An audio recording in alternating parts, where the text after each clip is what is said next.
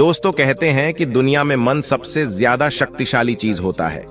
अगर किसी चीज को तुम पूरे मन से चाह लो तो तुम उसे हासिल कर सकते हो। यह मैं नहीं कहता, यह सभी महापुरुषों का कहना है। लेकिन अगर यह सत्य है, यह सच है, तो हम जो अपने मन से चाहते हैं वह हमें हासिल क्यों नहीं होता है? भाई, कोई भी इंसान अपने मन में तो दुख नहीं चाहेगा, लेकिन वह रहता तो दुखी है। हर इंसान अपने मन से तो कामयाब होना चाहता है, खूब पैसा कमाना चाहता है, लेकिन फिर भी वह कामयाब नहीं होता। भला ऐसा दुनिया में कौन इंसान होगा जो अपने मन में यह चाहेगा कि मैं नाकामयाब रहूं या मैं पैसा ना कमाऊं? सोचने की बात है तो इसमें दो चीज निकलकर सामने आती है। या तो वह महापुरुष गलत थे जिन्होंने यह बात बोली कि मन से चाही हुई चीज हासिल हो जाती है, या फिर हम गलत हैं। आज की वीडियो में मैं जो कहानी बताने वाला हूं उसमें आपको एक ऐसा मंत्र मिलेगा। उसे समझने के बाद आपको एक ऐसा मंत्र का पता चलेगा जिससे आप यह समझ पाएंगे कि अपने मन से कोई भी चीज कैसे करवाई जाती है, मन में किसी भी बात का बीज कैसे बोया जाता है। यह इस कहानी से आपको अच्छी तरह से समझ में आ जाएगा और इससे आप यह भी समझ पाएंगे कि आकर्षण का नियम, लॉ ऑफ अट्रैक्शन, कैसे काम करता है। कहानी छोटी सी है लेकिन बहुत ही गहरी है। तो चलिए कहानी शुरू कर। बार की बात है, एक आदमी के जीवन में सिर्फ दुख ही दुख थे। वह जो भी काम करता उस बेचारे का वह काम पूरा ही नहीं होता। घर में आता तो घर में क्लेश बना रहता, किसी से कोई मदद मांगता तो कोई उसकी मदद नहीं करता। ऐसा लगता था कि चारों तरफ से उसके ऊपर दुख का पहाड़ टूट पड़ा है। उसे समझ नहीं आ रहा था कि मैं इन दुखों से कैसे पार पाऊं। वह दिन रात यही सोचता रहता था कि अपने दुखों से छुटकारा कैसे पाना है। इसी कारण से वह रात में सो भी नहीं पाता था।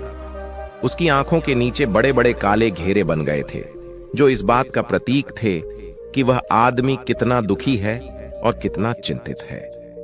कभी कभी तो उसके मन में आत्महत्या करने के भी ख्याल आते थे, लेकिन अपने परिवार की चिंता करके वह यह कदम नहीं उठा पाता। वह इतना दुखी हो गया कि उसने निर्णय किया कि वह इन दुखों से छुटकारा पाकर ही रहेगा।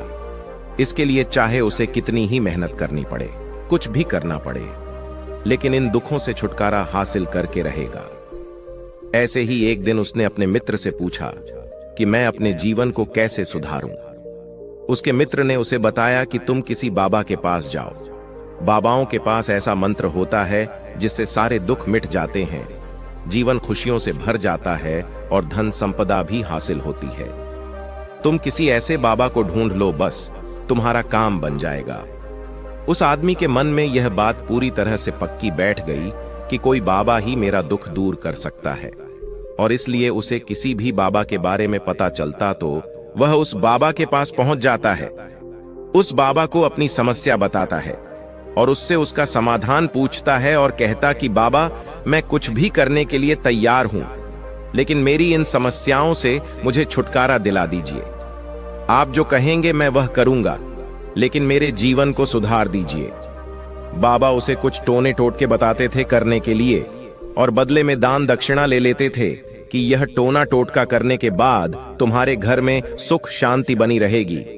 बस इस टोटके को पूरी विधि के साथ करना। वह आदमी घर लौटकर पूरी विधि के साथ टोने टोटके करने लगा, लेकिन बहुत टोने टोटके करने के बाद भी उसके जीवन में कुछ बदलाव नहीं आया। इसके विपरीत उसका जीवन और ज्यादा दुखी हो गया। जो भी बाबा उसे टोना टोटका देता था वह बदले में उससे दान दक्षिणा लेता था, जिससे उसका धन भी धीरे धीरे खत्म हो रहा था। इससे उसके जीवन में दुख और ज्यादा बढ़ गया। तब उसे लगा कि बाबाओं के पास जाने से तो मेरे जीवन में दुख कम होने की बजाय बढ़ते ही जा रहे हैं, तो मुझे क्या करना चाहिए? बाबाओं के पास जाऊं या ना जाऊं? फिर एक दिन एक आदमी ने उसे बताया कि तुम अपने घर में किसी पंडित को बुलाकर हवन करवा लो। हवन होगा तो घर शुद्ध हो जाएगा। कोई भी बुरी ऊर्जा होगी घर में तो वह घर से बाहर चली जाएगी। किसी पंडित को बुलाकर पूरे विधि विधान उसे मंत्र उच्चारण कराओ, हवन कराओ, जिससे घर में सुख शांति आए। उस आदमी के मन में यह बात बैठ गई और उसने एक पंडित को अपने घर पर बुलाकर हवन करवा दिया। हवन अच्छी तरह से संपन्न हुआ।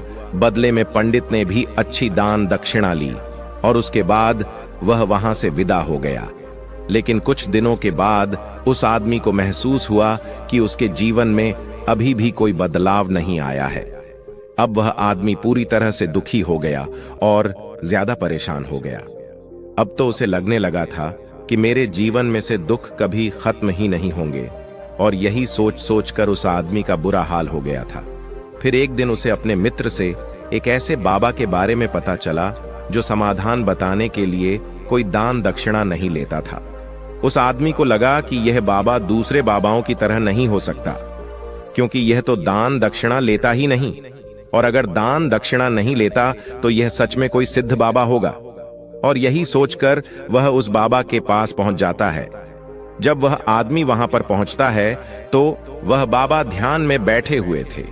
यह देखकर वह आदमी वहीं पर चुपचाप बैठकर ध्यान से बाहर आने का उनका इंतजार करने लगा। थोड़ी देर बाद बाबा ने आंखें खोली तो सामने एक दुखी और परेशान युवक को बैठे देखा। उसकी आंखों के नीचे काले घेरे देखकर ही समझ गया कि यह आदमी अपने जीवन से कितना परेशान है। उसे संबोधित करते हुए बाबा ने पूछा कि बच्चा क्या चाहते हो, बाबा के पास क्या लेने आए हो? उस आदमी ने कहा कि बाबा, मैं अपने जीवन से बहुत परेशान हूं। मैंने इन दुखों को दूर करने के लिए बहुत सारे रास्ते अपनाए, हर वह तरकीब करके देखें जो किसी बाबा ने मुझे बताई, हर वह काम किया जो कोई भी इंसान ने मुझसे करने को कहा, लेकिन मेरे जीवन में दुखों में कोई कमी नहीं आई बाबा। इसके विपरीत मेरे जीवन में दुखों में बढ़ोतरी हो गई है। मुझे समझ में नहीं आ रहा है कि मैं क्या करूं। कभी कभी तो मैं आत्महत्या करने की सोचता हूं, लेकिन मैं अपने परिवार की सोचकर मैं यह कदम नहीं उठाता हूं। मैंने आपके बारे में बहुत सुना है बाबा, और मैं बहुत उम्मीद के साथ आपके पास आया हूं। कृपया करके मुझे कोई ऐसा मार्ग बताएं जिससे मुझे अपने दुखों से छुटकारा मिल जाए। मैं अपने दुखों से छुटकारा पाने के लिए कुछ भी करने को तैयार हूं। आप मुझे कोई भी रास्ता बताएं, चाहे वह रास्ता कितना ही कठिन क्यों ना हो, मैं उसको पार करके रहूंगा। बाबा ने महसूस किया कि आदमी तो सच में बहुत परेशान है। बाबा ने उसकी बात सुनकर कहा कि बच्चा, दुखों को दूर करने के लिए मंत्र ऐसे ही नहीं मिलते हैं। मंत्र पाने के लिए कुछ करना पड़ता है। तुम कुछ कर सकते हो। यह सुनकर पहले तो उस आदमी ने सोचा कि यह बाबा भी मुझसे दान दक्षिणा मांगेंगे, लेकिन और कोई रास्ता ना पाकर उस आदमी ने कहा, बाबा, आपको जितना भी दान दक्षिणा चाहिए मैं देने के लिए तैयार हूं, लेकिन आपका मंत्र सच्चा होना चाहिए, वह पूरा होना चाहिए, उसका फल मुझे मिलना चाहिए। उसके बाद में आप जो भी दान दक्षिणा लेना चाहते हो मैं आपको दे दूंगा। बाबा ने कहा, दान दक्षिणा तो बहुत छोटी चीज है, मुझे वह नहीं चाहिए। मैं जो तुमसे कराने वाला हूं वह बहुत कठिन मंत्र है, उसे पूरा कर पाओगे? उसने कहा, बाबा, आप मुझे बताइए तो सही, मुझे करना क्या होगा? मैं कुछ भी करने के लिए तैयार हूं। इस पर बाबा ने उसे कहा कि यहां से जब तुम अपने घर जाओ तो रास्ते में अपने मन में यह दोहराते जाना कि मैं सुखी हूं, मैं सुखी हूं। बार बार अपने मन में यही दोहराना, और याद रहे जुबान पर यह नहीं आना चाहिए, यह सिर्फ मन में दोहराना है। यह सुनकर वह आदमी बोला, बाबा, बस इतनी सी बात, यह तो मैं छुटकी बजाते कर लूंगा, लेकिन इससे होगा क्या? बाबा बोले कि इस मंत्र को करके तो देखो। वैसे भी तुमने इतने बाबाओं के मंत्र किए हैं, तो इस मंत्र को भी करके देख लो। उस आदमी ने सोचा कि बाबा कुछ दान दक्षिणा तो ले नहीं रहे हैं, और छोटा सा मंत्र है, इसे तो मैं कर ही लूंगा। वह बोला, ठीक है बाबा, मैं यह मंत्र जरूर करूंगा। और वह आदमी यह कहकर वहां से चलने लगा। लेकिन जैसे ही वह चलने लगा, पीछे से बाबा ने बोला कि बच्चा, एक बात याद रखना, जब तुम यह मंत्र अपने मन में दोहराना तो तुम्हारे मन में बंदर के विचार नहीं आने चाहिए, बंदर का ख्याल भी नहीं आना चाहिए, तो ही यह मंत्र सिद्ध होगा। आदमी बोला, मुझे तो आज तक बंदर का कोई विचार नहीं आया, तो अब क्यों आएगा? आप चिंता मत करिए बाबा, मैं बस मन में यही दोहराऊंगा कि मैं सुखी हूं, मैं सुखी हूं। इसके अलावा बंदर का कोई भी विचार मेरे मन में नहीं आएगा। यह कहकर वह आदमी वहां से चल देता है। वह अपने मन में मैं सुखी हूं, मैं सुखी हूं, यह दोहराता हुआ थोड़ी दूर ही चला था कि उसके मन में अचानक बंदर का ख्याल आ गया। बंदर का ख्याल एक बार आया और चला भी गया, लेकिन उस आदमी ने सोचा आज तक तो मुझे बंदर का कोई भी विचार नहीं आया, ये आज बंदर का विचार क्यों आ गया? और ऐसे करके उसने उस बंदर के विचार को पकड़ लिया और यह भूल गया कि मुझे क्या मंत्र दोहराना है, और वह बंदर के बारे में सोचने लगा। जब थोड़ी देर बाद फिर से उसे होश आया तो वह फिर से अपना वही मंत्र दोहराने लगा जो बाबा ने उसे बताया था, मैं सुखी हूं, मैं सुखी हूं। लेकिन अचानक से उसे एक बंदर दिखाई दिया और यह देखकर फिर से उसके मन में बंदर का विचार उठ गया, और यह देखकर वह इस विचार को बाहर फेंकना चाहता था, और वह चाहता था कि मेरे अंदर किसी तरह से बंदर का विचार ना आए। लेकिन उसे तो सामने बंदर ही दिखाई दिया। ऐसे ही जद्दोजहद करते करते घर पर पहुंचा, और घर पर पहुंचने के बाद अपनी पत्नी को कहा कि हे बंदरिया, मुझे खाने में बंदर परोस दो। और जब उसे एहसास हुआ कि उसने क्या बोल दिया तो वह अपने बाल नोचने लगा और दीवारों में सर मारने लगा कि आज तक मुझे बंदर का कोई भी विचार नहीं आया, और आज मुझे यह क्या हो गया है कि मुझे हर जगह बंदर ही बंदर नजर आ रहे हैं। यह कैसी माया है? यही सोच सोचकर वह आदमी रात भर सो नहीं पाया।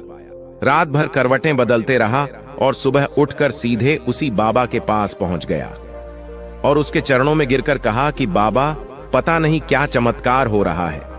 आज तक मुझे बंदर का कोई विचार नहीं आया, लेकिन कल से जब से आपने मुझसे कहा कि बंदर का विचार नहीं आना चाहिए, तब से मुझे हर जगह बंदर ही बंदर नजर आ रहे हैं।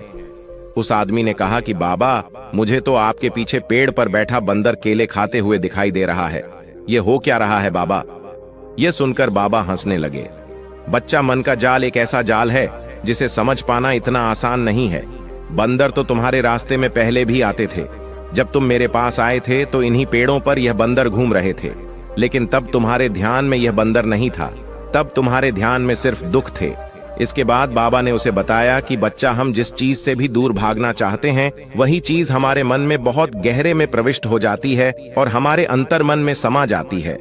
असल में हम जिस चीज से छुटकारा पाना चाहते हैं, उससे छुटकारा इसीलिए पाना चाहते हैं कि वह हमारे साथ बहुत गहराई से जुड़ी हुई है, और हम जितना ही उससे छुटकारा पाना चाहते हैं, वह उतनी ही गहरी हमारे मन में बैठती चली जाती है और आखिरकार हमारे अंतर मन में छा जाती है। ऊपर से तो हम चाहते हैं सुखी होना कि मैं सुखी हूं, सुखी हूं, हमारे होंठ भी यही बोलते रहते हैं, लेकिन हमारे मन में दुख समाये होते हैं। हमारे विचारों में हमारे मन में दुख ही दुख दिखाई देते हैं। इसलिए अपनी जुबान से बार बार यह बोलने से कि मैं सुखी हूं, हम सुखी नहीं होंगे जब तक यह मंत्र हमारे अंतर मन में प्रविष्ट नहीं होगा। इस पर उस आदमी ने पूछा कि बाबा, लेकिन यह मंत्र हमारे अंतर मन में प्रविष्ट कैसे होगा?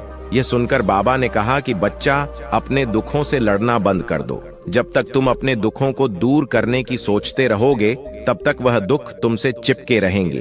तब तक वह दुख तुम्हारे अंतर मन पर अपना राज बनाए बैठे रहेंगे, और जिस दिन तुम उन दुखों के बारे में सोचना ही छोड़ दोगे, उन दुखों से छुटकारा ही नहीं पाना चाहोगे, उसी दिन से तुम्हारे जिंदगी से दुख गायब हो जाएंगे। क्योंकि किसी भी चीज से छुटकारा पाने के लिए हमें उस चीज के बारे में सोचना पड़ता है, और हम जितना ही उस चीज के बारे में सोचते हैं, वह उतनी ही गहरी हमारे मन में प्रविष्ट होती चली जाती है। हम अधिकतर समय दुखों के बारे में ही सोचते हैं। हम यही सोचते हैं कि हमारे जीवन में दुख है और हमें इससे छुटकारा पाना है। इसी वजह से बार बार सोचने से वो दुख हमारे अंतर मन में प्रविष्ट हो जाते हैं और हमें एहसास भी नहीं होता। इसलिए अगर तुम दुखों से छुटकारा पाना चाहते हो तो दुखों से छुटकारा पाने के बारे में सोचना छोड़ दो, तुम्हें दुखों से छुटकारा मिल जाएगा। अक्सर आदमी धूम्रपान छोड़ना चाहता है, शराब छोड़ना चाहता है, सुबह अपने आप से यह वादा करता है कि मैं कोई भी गलत काम नहीं करूंगा, लेकिन शाम को जब लौटता है तो नशे में चूर होकर लौटता है। ऐसा क्यों होता है? जो हम सोच रहे हैं वह पूरा कर ही नहीं पा रहे हैं। असल में हम उस चीज को बहुत ज्यादा तवज्जो दे रहे हैं, उस चीज को बहुत ज्यादा अहमियत दे रहे हैं। जब भी हम उस चीज को छोड़ने के बारे में सोचते हैं तो हम उसकी इंपॉर्टेंस यानी कि विशेषता और ज्यादा बढ़ा देते हैं। हमारा मन उस चीज के बारे में जितना ज्यादा सोचेगा, शराब या धूम्रपान छोड़ने के बारे में जितना ज्यादा सोचेगा, हमारा मन उतना ही उस चीज के पीछे ज्यादा भागेगा। हमें उस चीज से लड़ना नहीं है, बल्कि